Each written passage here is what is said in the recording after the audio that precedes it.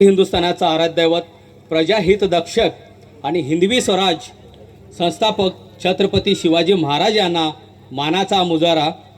व्यासपीठावर उपस्थित सर्व मान्यवर आणि इथे मोठ्या संख्येने उपस्थित शिवभक्तांना माझा सादर प्रणाम.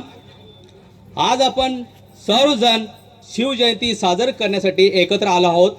ही केवळ उत्साह नसून स्वाभिमान, शौर्य, धर्मरक्षण, स्वराज संकल्पनेचा जागर स्मरण करून प्रेरणादायी दिवस आहे.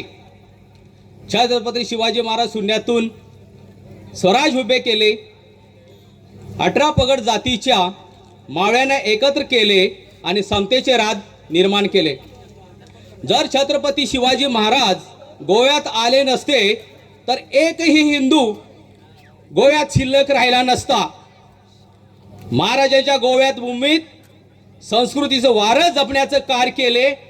आज गोमंतकातील अनेक मंदिरे, परंपरा आणि आपली संस्कृतीची ओळख ही छत्रपती शिवाजी महाराज धर्मरक्षणामुळे गोव्यात टिकून राहिलेलं आहे. एवढं बोलून माझं भाषण संपवतो. जय भवानी, जय शिवाजी, जय गोमंतक, जय हिंद.